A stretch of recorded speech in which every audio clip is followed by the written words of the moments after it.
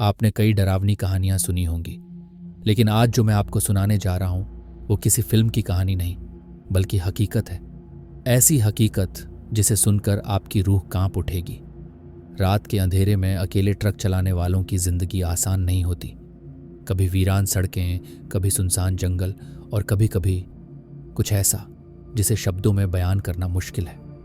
आज की यह कहानी एक ऐसे ही ट्रक ड्राइवर की है जिसने अपनी जिंदगी की सबसे डरावनी रात एक सुनसान हाईवे पर बिताई, और शायद ही वो रात कभी भूल पाए। कहानी शुरू होती है।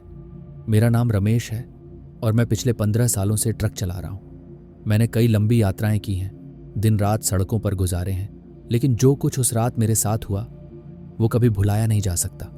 उस दिन मुझे राजस्थान से उत्तराखंड जाना था। रास्ते में एक लंबा हाईवे पड़ता था जो पहाड़ियों और घने जंगलों से घिरा हुआ था। यह इलाका बदनाम था। कहते थे कि वहाँ कुछ अलौकिक शक्तियाँ मौजूद हैं, लेकिन मैं इन बातों पर ज़्यादा ध्यान नहीं देता था। शाम के करीब 7 बज चुके थे।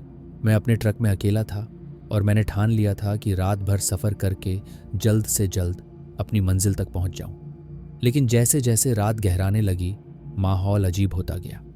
पहली अजीब घटना रात के करीब 11 बजे होंगे, जब मुझे एहसास हुआ कि हाईवे पर सिर्फ मेरा ट्रक ही चल रहा था। कोई दूसरी गाड़ी न पीछे थी न आगे। यह थोड़ा अजीब था क्योंकि यह एक व्यस्त हाईवे था। अचानक मुझे एक लड़की सड़क के किनारे खड़ी दिखी। वह सफ़ेद साड़ी पहने हुए थी और उसके लंबे घने बाल चेहरे पर लटके हुए थे। मैं पहले तो उसे अनदेखा करके निकल गया, लेकिन कुछ ही मिनटों बाद वही लड़की फिर से सड़क के किनारे खड़ी दिखी। मेरा दिल जोर से धड़कने लगा। ये कैसे हो सकता है? मैं तो तेज रफ्तार से ट्रक चला रहा था। फिर वह लड़की इतनी जल्दी मुझसे आगे कैसे पहुंच गई? दूसरी घटना, रहस्यमयी सवारी। मैंने सोचा कि शायद मेरी आंखों का धोखा होगा, लेकिन तभी मैंने अपने साइड मिरर में देखा कि ट्रक के पीछे कुछ हलचल हो रही थी। पहले तो कुछ समझ नहीं आया, लेकिन जब मैंने ध्यान दिया तो एक छाया मूर्ति ट्रक के पीछे लटक रही थी। मैंने तुरंत ब्रेक मारे। ट्रक रुकते ही मैंने बाहर देखा, लेकिन वहां कोई नहीं था। डर का पसीना मेरे माथे से बहने लगा। मैंने खुद को समझाया कि यह सिर्फ मेरा भ्रम होगा और दोबारा ट्रक स्टार्ट करके आगे बढ़ा। तीसरी घटना, कब्रिस्तान के पास रात के करीब 2 बजे मुझे नींद आने लगी थी। तभी सामने एक ढाबा दिखा। सोचा कि थोड़ी देर रुककर चाय पी ली जाए। जैसे ही मैं ढाबे के पास पहुंचा, वहां एक बूढ़ा आदमी बैठा था। उसने मुझे अजीब नज़रों से देखा और कहा, रुक मत, चलते रहो, यहां मत रुकना। मैंने पूछा, क्यों बाबा? वो बोला, यहां जो भी रुकता है वो सुबह तक जिंदा नहीं बचता। ये इलाका शापित है। मेरी रीढ़ की हड्डी में सिहरन दौड़ गई। मैंने तुरंत ट्रक स्टार्ट किया और वहां से निकल गया। लेकिन जैसे ही मैं आगे बढ़ा, मेरे ट्रक की हेडलाइट्स अचानक बंद हो गईं। अंधेरा, बस घुप अंधेरा। अंतिम और सबसे डरावनी घटना, मैंने ट्रक रोकने की कोशिश की, लेकिन ब्रेक भी फेल हो चुके थे। ट्रक खुद ब खुद तेजी से आगे बढ़ रहा था। ऐसा लग रहा था कि कोई अदृश्य ताकत उसे धकेल रही हो। और फिर अचानक सामने वही लड़की आ गई। मुझे बचने का कोई मौका नहीं मिला। ट्रक उसके अंदर से गुजर गया, लेकिन मैंने शीशे में जो देखा उसने मेरी रूह कंपा दी। वह लड़की अब मेरे ट्रक के अंदर बैठी थी। उसका चेहरा भयानक था। गहरी काली आंखें, चेहरा जला हुआ, और उसकी हड्डियां बाहर झांक रही थीं। उसने मेरी तरफ देखा और धीमे से फुसफुसाई, तूने मेरी बात नहीं मानी, अब तुझे भी यहीं रुकना होगा, हमेशा के लिए। क्या मैं बच पाया? मैं जोर से चिल्लाया और अचानक मेरी आंखें खुल गईं। मैं ट्रक के अंदर ही था, लेकिन ट्रक सड़क के किनारे खड़ा था, जैसे किसी ने उसे रोक दिया हो। बाहर देखा तो सुबह हो चुकी थी, लेकिन मेरे शरीर में अब भी कंपन था। बाद में जब मैंने वहां के लोगों से पूछा तो पता चला कि कई साल पहले एक लड़की को इसी हाईवे पर किसी ट्रक ने कुचल दिया था, और तब से वो हर उस ट्रक ड्राइवर के साथ वही करती है जिसने उसकी मदद के लिए नहीं रुका था। मेरी कहानी क्या यहीं खत्म हो गई थी? नहीं, मैंने सोचा था कि यह सब एक बुरा सपना था, लेकिन असलियत इससे कहीं ज्यादा खौफनाक थी।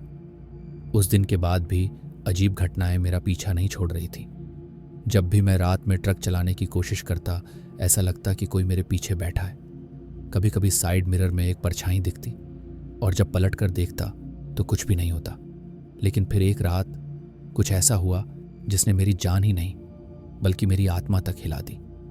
फिर से वही हाईवे और एक भयानक रहस्य। उस रात मजबूरी में मुझे फिर से उसी रास्ते से गुजरना पड़ा। दिल तो कर रहा था कि कोई दूसरा रास्ता पकड़ लूं, लेकिन कोई और रास्ता था ही नहीं। रात के 12 बजे मैं हाईवे पर अकेला था। सड़कों पर एक अजीब सा सन्नाटा था। ट्रक की हेडलाइट्स जंगल के घने पेड़ों पर पड़ रही थीं और ठंडी हवा अजीब सी बेचैनी पैदा कर रही थी। अचानक ट्रक के रेडियो से एक धीमी सी आवाज आने लगी, तू फिर आ गया। मेरे पूरे शरीर में झुरझुरी दौड़ गई। रेडियो बंद था, फिर ये आवाज कैसे आ रही थी? अगले ही पल ट्रक के शीशे पर किसी ने अपने नाखून से खरोंच मारी। कच कच कच। मैंने डरते डरते शीशे में देखा और जो दिखा उसने मेरे होश उड़ा दिए। वही लड़की बाहर खड़ी थी, लेकिन इस बार उसका चेहरा और भी डरावना लग रहा था। उसकी आंखें काली गहराइयों जैसी थीं और उसकी मुस्कान वो ऐसी थी जैसे किसी ने जबरदस्ती उसके होठों को कानों तक खींच दिया हो।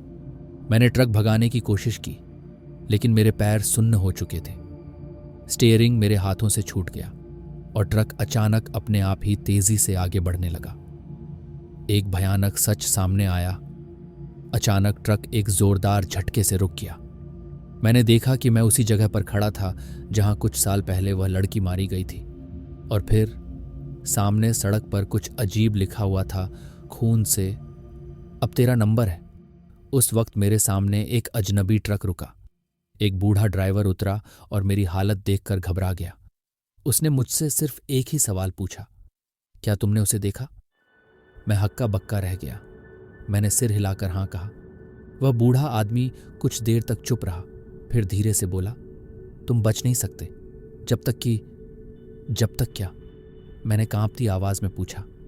जब तक तुम किसी और को उसकी जगह नहीं ला देते। मेरी आंखों में अंधेरा छाने लगा। क्या इसका मतलब यह था कि मैं तभी बच सकता था अगर मैं किसी और को उसी हाईवे पर लाकर उसकी भेंट चढ़ा दूं? यह सोचना भी पाप था, लेकिन अगर मैं ऐसा नहीं करता तो अगली बार शायद मैं खुद उसकी शिकार बन जाता। उस रात मैंने फैसला कर लिया कि मैं कभी उस रास्ते पर वापस नहीं आऊंगा। लेकिन तब से हर रात जब भी मैं सोने की कोशिश करता, मुझे वही आवाज़ सुनाई देती, कब लाएगा उसे? क्या आप भी कभी ऐसे रास्तों से गुजरे हैं? अगर हाँ, तो अगली बार जब आप किसी सुनसान हाईवे पर अकेले हों तो ध्यान रखना कहीं कोई आपकी गाड़ी के पीछे लटक तो नहीं रहा। अगर आपको यह कहानी पसंद आई तो मैजिक ऑफ स्टोरी चैनल को सब्सक्राइब करें और कमेंट में बताएं कि यह कहानी सुनकर आपको कैसा लगा। क्या आपके साथ भी कभी ऐसा हुआ है? क्योंकि कुछ रास्ते सिर्फ यात्रा के लिए नहीं होते, बल्कि कुछ रास्ते आत्माओं के लिए होते हैं।